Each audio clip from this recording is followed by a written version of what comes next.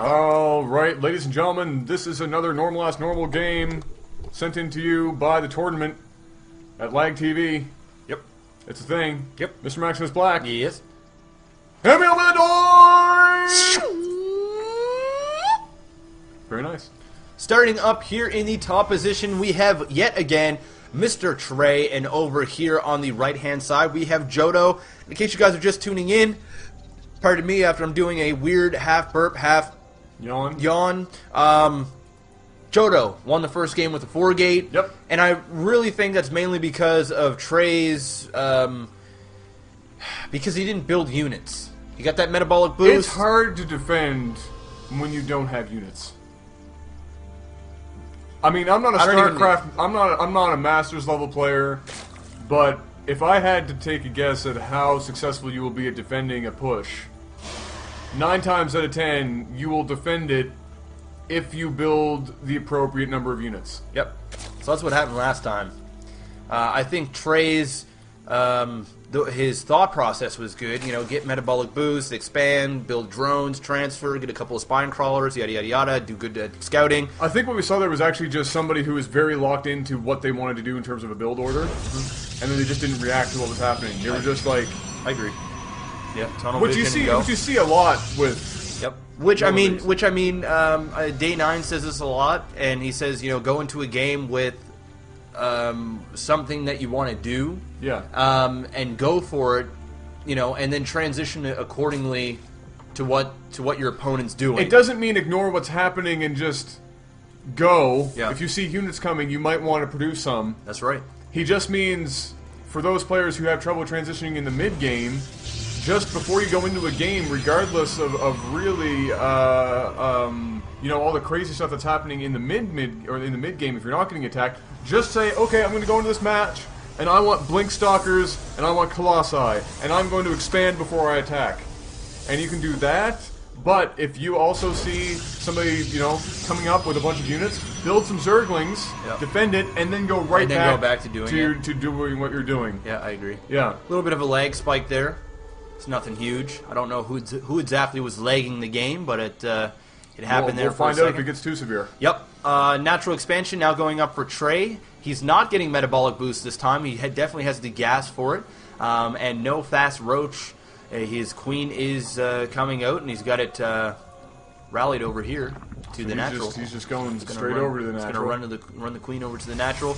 Bob is going to come out and do his job. You know, do you think Jotto is going to do another 4-gate? Oh, you know what? He is, because question answered. This is the exact same thing that we saw from him before. It's not quite the exact. I didn't see what he did this time, but last time he built his 15 pylon before his cyber core, and that could have happened again. I'm not sure. We weren't really. Yeah, here he did. He had the pylon. So he built the 15 pylon before. So he doesn't quite have the actual 4-gate build, but he is 4-gating. Yeah, is what we're seeing, and I have to assume if I'm going to see this, he looks like somebody who's probably been 4-gating the entire tournament. Yeah, he might have been. His build is as far as I can tell, it's okay right now. It's not too far behind. He's got too many probes. He's oversaturated, and a lot of lower level players, when they're doing a 4-gate, they get too many probes. You got to stop probe production at 20. You have 1 out in the field to do your scouting. You have 16 on your middle line, and then 3 on your 1 assimilator. But guess what? He's not doing that this time. So I will eat my words. And he's going to need those extra. Highlight those again. He's going to need those extra probes to put on that second assimilator for when it comes up. He needed to have cut probes. He had the appropriate number there for a period of time. He had 19 when you first highlighted. Yeah, but he's not 4-gating anymore. So I'm okay. No. I'm okay with probe production. He's getting his Twilight Council this time around. Yeah, he's going to do Blink Stalker. Oh, absolutely.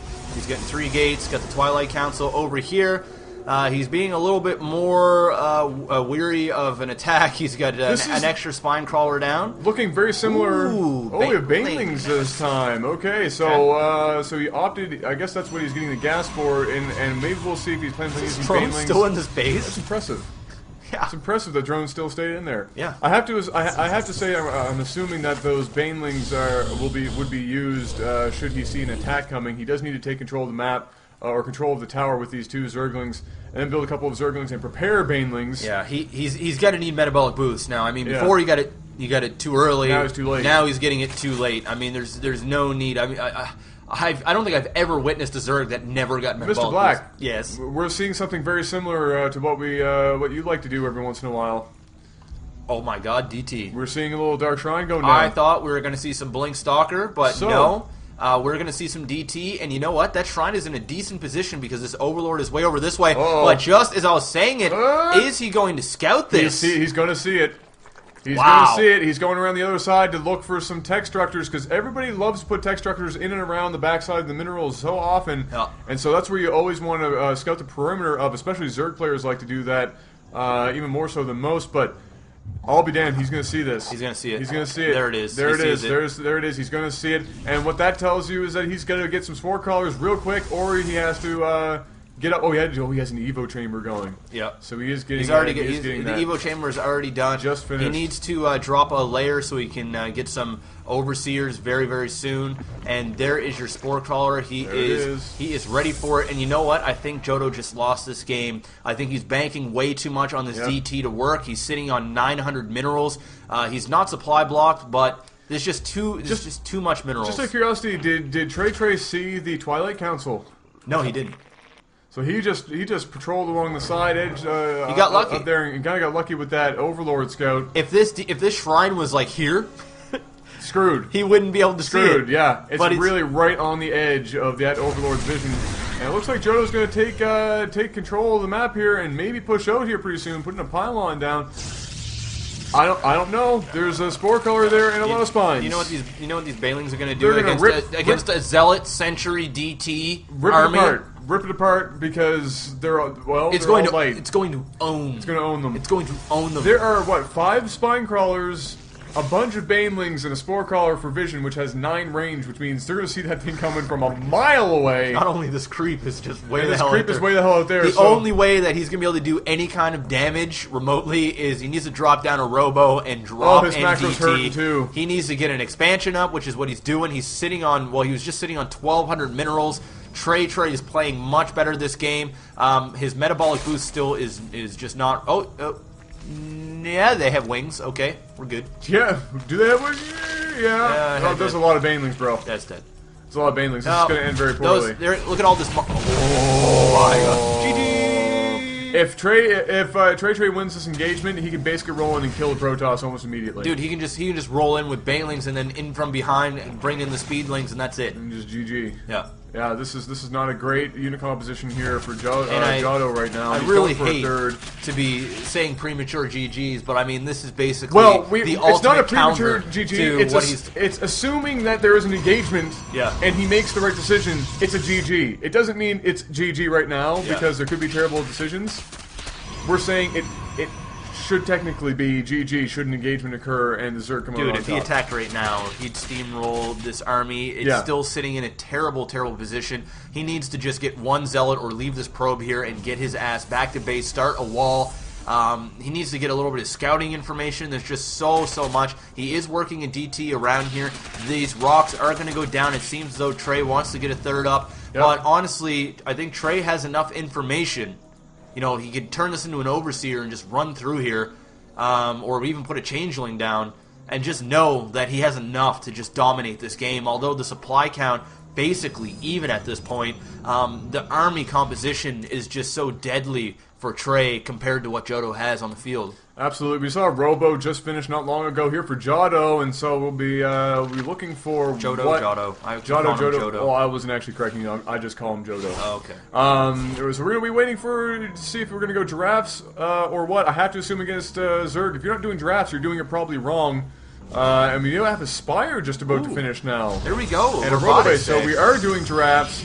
The third is up, and the third will be known for Jotto because he saw those Zerglings there coming across. It's gonna really pain me to say this. What? But if 2 giraffes get out on this field and he stays in this composition, it is not going to be good. It's not going to end well. No. He is going to need a couple more sentries because it is going to boil down to some clutch force fields. If he allows us to surround with those Banelings and Speedlings, I don't care what you have, you're going to get steamrolled. But if he can get a giraffe or 2 in this mix, the composition isn't changing. He's not. He does have a Spire. I was just about to say he's not taking the Muta, but I'm eating my words right now. There are the Mutalisks, and that I think that's going to be good enough to at least get him rocked and start getting these units back into base and having him all over the place if he decides to go and do some harassment with these. Yeah, what I want to see is harassment with these muta, because it will either force Jotto to turtle up and maybe not expand a third time and allow the Zerg to get further ahead in economy, or it will force Jotto to attack, which I don't think is in his best interest right now. So either way, it's kind of a win-win here for Treishtrei, and he is actually going to do some harassment, and this is going to take out a lot of probes. Yeah, there goes 7 probes right now, and the count is still going up. That's 11, dear. That's 12 probes, 13 probes down. He's going to just hopefully rush down to the natural. 14 probes, 15 probes. Get out of there. To keep going. Get out of there. And he's making the mistake by taking all of his units up, not splitting them. And here we go, more going to go down. This is going to hurt. Yeah, this is painful to watch. 17, 20 probes. 21 probes, 22 probes on this harassment. And Zerg is macroing up behind this with drones. I like it. And once again, taking all of his units down around to the natural and not splitting up. And that is more damage on that probe line. Meanwhile, doing a great job at getting that third up. It's going to saturate that at any given moment. And he barely took any losses. I think he might have only lost one muta. I think he lost one muta. That's all I saw there, actually. And so that was an incredibly successful harass. That was a winning harassment. That was about as winning as you can get for a harassment. 53 drones to 20 probes, dude. That is huge. Well, like I said, he was macroing up drones behind that harass, which is absolutely awesome. I love to see that kind of play, especially at lower levels, to recognize that you can have a massive macro switch in the game should you take advantage of it, like we just saw Treishtrei do. And this is getting to be, it looks like he's going to do possibly the muta Ling Bling mix. The Ling Bling, which is very, very, very successful against the Protoss Deathball, because the combination is just a perfect counter for most of it, especially on creep. And the Dark Shrine is going to go down. He's going to sacrifice maybe a couple. Hey, that's okay. I'm okay with losing 2 muta for that. That's still cost effective. And wow. One health muta with 2 kills. And he will regenerate his He will head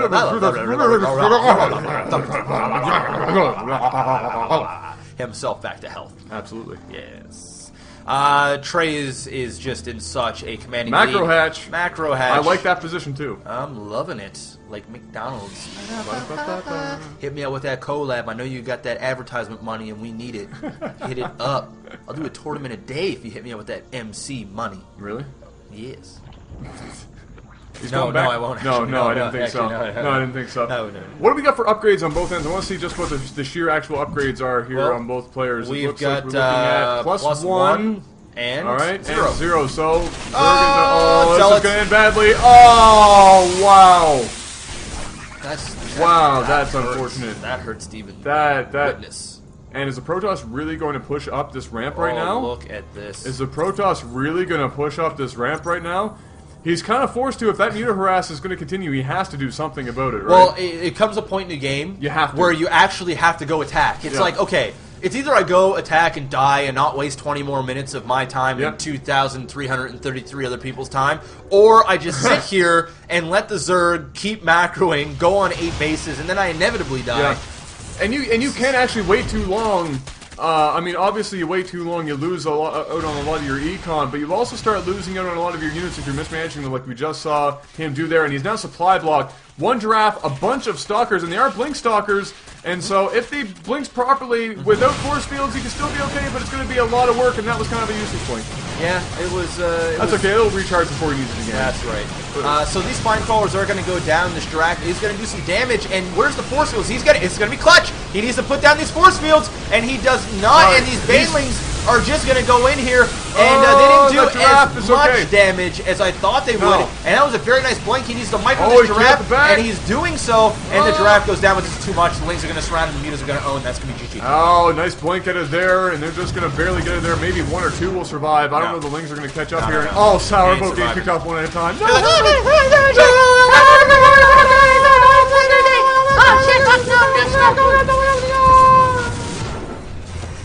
You know, I think stalkers probably don't sound like that. I was thinking more of a deep voice. Yeah, we're probably gonna be like,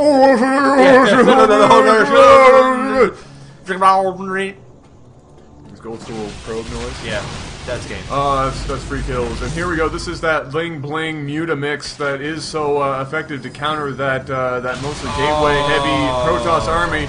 And that's going to be GG, and Jotto tosses it down. Yep. And we're looking we're looking at a tie right now. Yep. One apiece. Much better game. Wow, that was a good game. Trey playing a much, much better game that time.